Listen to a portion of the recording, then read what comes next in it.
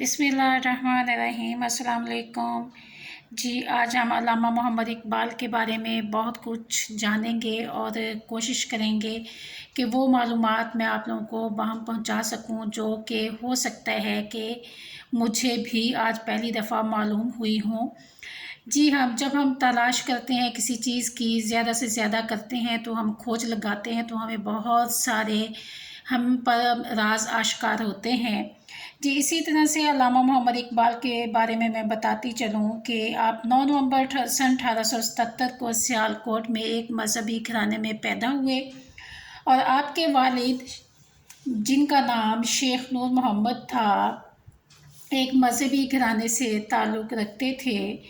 अल्लामा मोहम्मद इकबाल ने पुरानी रवायात और कौन इक़्तिदार के ख़िलाफ़ जंग भी की और रोशन मुस्तक़बिल के ख्वाब भी देखे।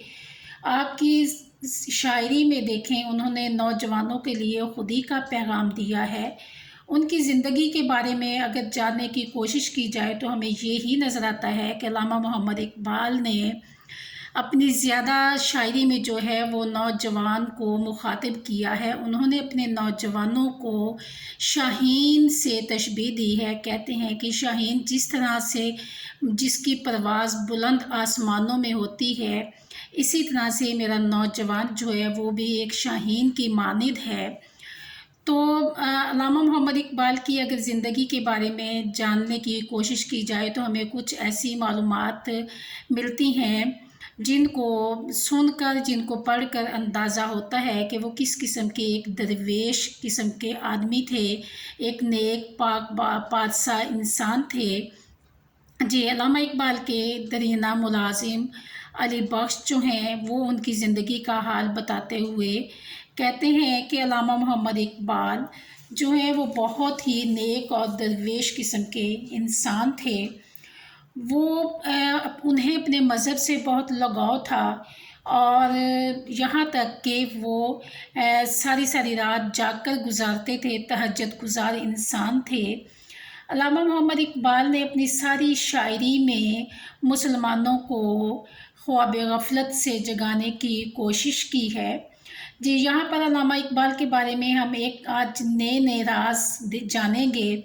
जी हाँ, अली बख्श जो उनके पुराने मुलाजिम, घरेलू मुलाजिम हैं, वो बताते हैं कि अल्लामा मोहम्मद इकबाल जो हैं उन्हें शुरू ही से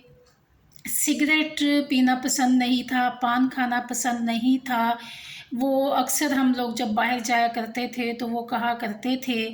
कि अक्सर 1-2 दफ़ा ऐसा हुआ कि मैं उनके साथ था, तो एक सिनेमा के सामने से हम गुज़रते हैं तो वहाँ बहुत रश होता है। तो अल्लामा इकबाल कहते हैं कि कभी मस्जिदों के सामने तो ऐसा रश नहीं देखा जितना कि सिनेमा के सामने है। उन्हें इस चीज़ का बहुत दुःख होता था। और इसके अलावा अल्लामा मोहम्मद इकबाल जो हैं सिगरेट बिल्कुल पसंद नहीं करते थे, पान खाना पसंद नहीं करते थे, बल्कि उन्हें हुक्का पसंद था, वो हुक्का ज़रूर पिया करते थे। और इसके अलावा कहते हैं कि अल्लामा मोहम्मद इकबाल जो हैं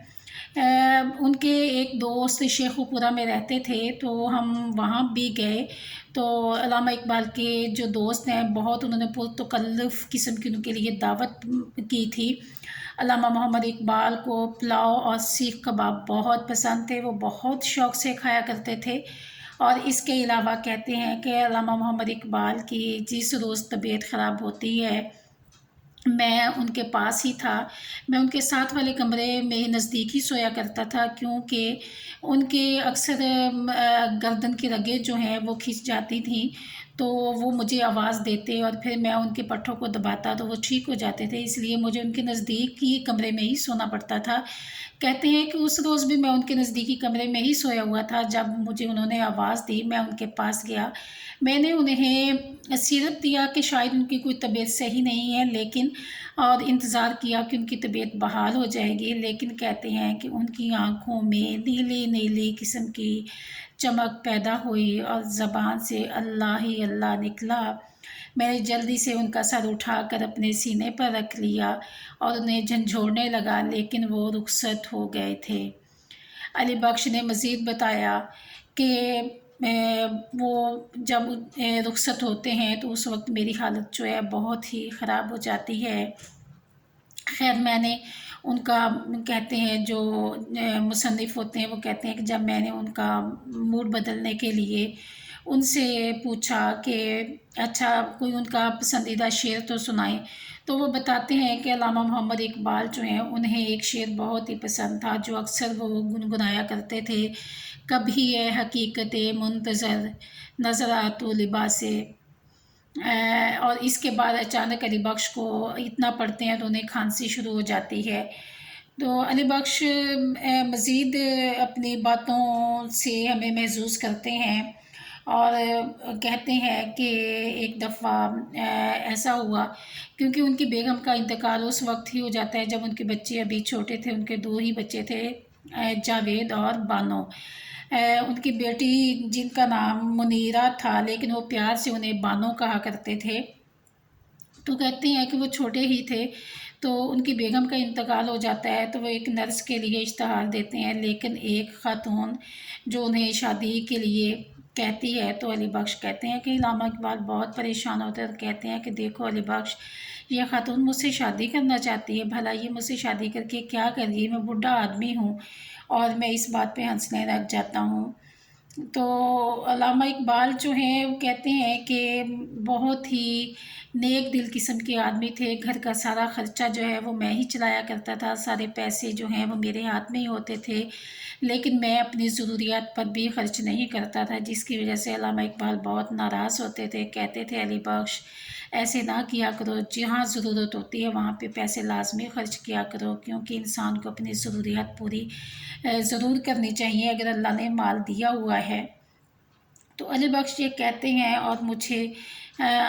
بتاتے بتاتے ان کی آنکھوں میں بھی آنسو آ جاتے ہیں اور میری آنکھوں میں بھی آنسو آ جاتے ہیں، اور مجھے لگتا ہے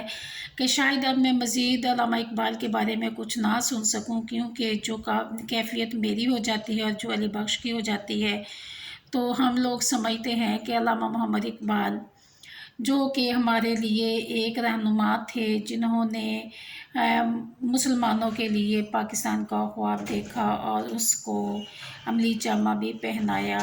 اللہ پاک انہیں جنت الفردوس میں اعلیٰ رتبہ مقام عطا فرمائے، آمین ثم آمین۔